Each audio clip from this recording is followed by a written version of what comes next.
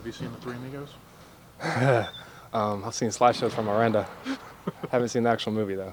Really? All the way through? Nuh-uh. Just his slideshows he shows. What did y'all kind of think about that analogy to that movie?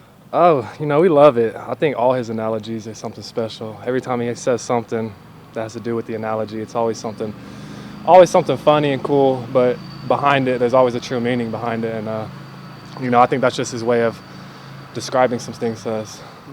Does he say it with a straight face, or is he kind Yeah, of joking? no, it's straight face, no smile, no nothing. So he loves it. I know he loves it deep down inside.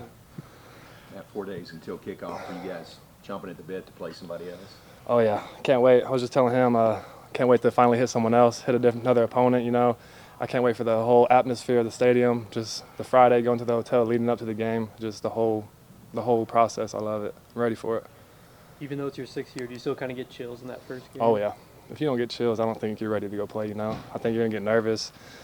Nervous every game, If you're not getting nervous, like I said, I don't think you're ready to go play. And Dustin Pereira came and talked to us, and he said he still gets nervous every fight, and he's been doing it for how long? So, it's just one of those things. Once you feel that nervousness, that's when it's like, all right, it's time to roll. Let's go. Was that a cool moment for the team to get a guy like that? I'm sure a lot of you guys are Yeah. fans. No, it was awesome. I think he's one of my favorite fighters. Him and a couple others are probably my top favorites. So, having him get to come in and speak to us gave us a lot of wisdom, a lot of knowledge. He really came in and gave us like his championship mindset and what it takes and what you got to do to achieve that. And it was really good. It was cool experience. And not many teams get to get that insight. I know Coach had talked about you dealing with an injury during fall camp. How are you feeling, and do you feel like you caught back up to kind of full speed in game days? Yeah, no, I'm good. I know I had a concussion. First day of full contact. Trev, he got that coconut head, so he tore me up with it. But no, I was good. I got back. It kind of took a little. The process was a little longer. It was something with my eyes. He knocked some I don't even know how to say the word, astigmatism into me. So I had to get my eyes checked, but no, I'm good. I feel great. I'm ready to roll. Everything's clear. I'm present. Nothing wrong. I guess how important. Oh, go for it. Vision back where it should be. What's that? Vision back where it should be. Oh, yeah. Vision's back perfect, Got my contacts in right now. We're good to go. Okay. Loving it. I guess how important is it to kind of start fast and kind of start the season on a positive note? Yeah, I think it's one of the most important things, going out there, setting the tone, starting fast. You can't go out there and start slow. You can't go out there and give them hope. We got to go out there and, put our foot on their throat from the beginning and not give them any hope, any chance. They're a good team. It's Tarleton. They run their conference, so, we can't let our guards down. We just got to go out there and, like I said, put our foot on their throat from the beginning and stop them. Can a game like this kind of set the tone for kind of the rest of the season? Yeah, I think any game in the beginning, no matter who the opponent is, you can set the tone for the rest of the season. Just like last year at Texas State, we didn't really set the tone and see how that led. So you come out, you don't set the tone, you don't do your job. It's just going to be a long season, but I'm very confident. I know we're going to go out there, we're going to do our job, and it's going to be a great first game. Matt, how do you guys use that as motivation last year? How much do you flush it and say, hey, we got to just focus? I think we use it every day. We use it as a chip on our shoulder. Just going 3-9, it was one of the worst feelings in my football career. It just wasn't cool coming off the field every time, every game. It just wasn't a good feeling. So we definitely use it as a chip on our shoulder to go out there and not go through that experience again. Do you take any part of maybe that first series on defense upon yourself to send the message, not even to everyone else, but to your team of hey, this is going to be different? I've already thought about that. I told myself I want to go out there, set the tone from the beginning. Kind of like a clip of Kobe Bryant in the Olympic game whenever he went and just ran through Paul's face and just set the tone. That was his best friend, but you got to set the tone for your team and set the tone for the other team and let them know, hey, we're here not to play, and we're here to send y'all home with an L. Have you seen the Three Amigos? The Three Amigos? No, I have not. Not even just the clips. Yeah, I seen the clips before. Not the whole movie. No. Somewhat. Yeah.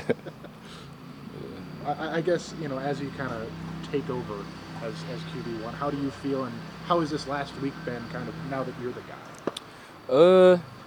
It's been the same approach for me, you know what I'm saying? Like I said before, I've just been chopping wood and carrying water, you know what I'm saying? Just focused on the mission and the task that's at hand, and just preparing for week 1, so nothing really changed. For the offense, how important is it to set that rhythm in this first game of the year? It's very important. Right now, we're trying to make a statement for week 1, you know what I'm saying? Knowing letting everybody know who Baylor really is and what we're about, and that's really just it for us. So. Dequan, I know you reacted to it on Twitter. What was it like to see a fan get a tattoo dedicated to you? Oh man, that was kind of crazy. I'm not gonna lie. But it was a surreal moment. Just knowing that I have fans outside out here in Waco as well. So it was a surreal moment. So I enjoyed it. I enjoyed it a lot. It was fun. Coach Aranda's mentioned that the O-line has improved the most over fall camp. How are those guys looking so far going into this week?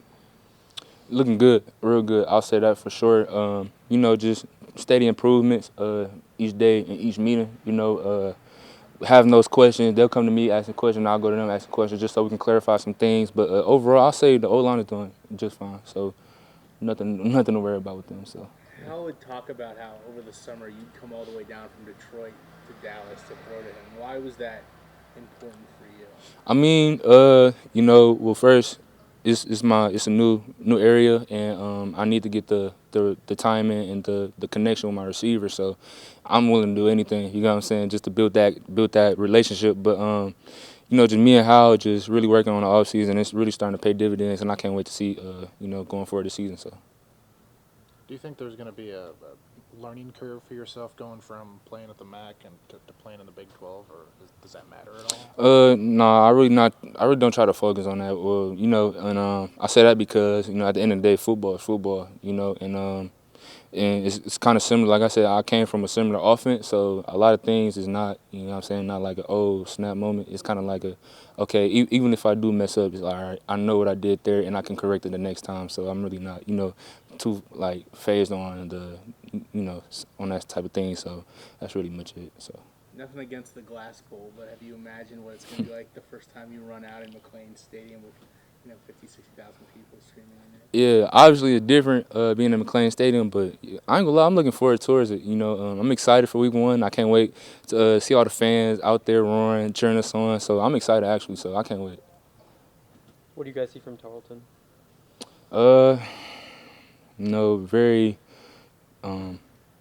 true to what they do. They're gonna play some zone here on third downs and stuff like that. We're gonna be ready. We're gonna be prepared. So, yeah. I guess how important is it to start strong? That's what Coach Aranda was preaching yesterday to us. How important is it for you to kind of get off to the right foot? Yeah, it's very important. Just starting off strong. Like I said, we want to come out and make a statement this year. You know what I'm saying? So Tarleton, that's the first game that of the season. So we want to make a statement that game. Like Coach Aranda always been saying, starting off strong. He been saying that in the mornings in practice. In the meetings. So just creating our own energy. Having that edge to us, and and just being aggressive and being violent. So yeah. Does the number 7 have any significance to you? Are you happy to get a single-digit jersey number? Yeah. I've been wearing 7 since I was, at the age of 7. That's kind of ironic.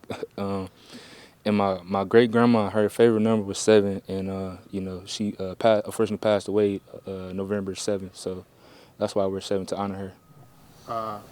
How are you? I guess defensive line depth. How are you feeling on there? Kind of taking more steps and kind of where that position group is at as you kind of head into the season opener? D-line is solid. Everybody's rolling.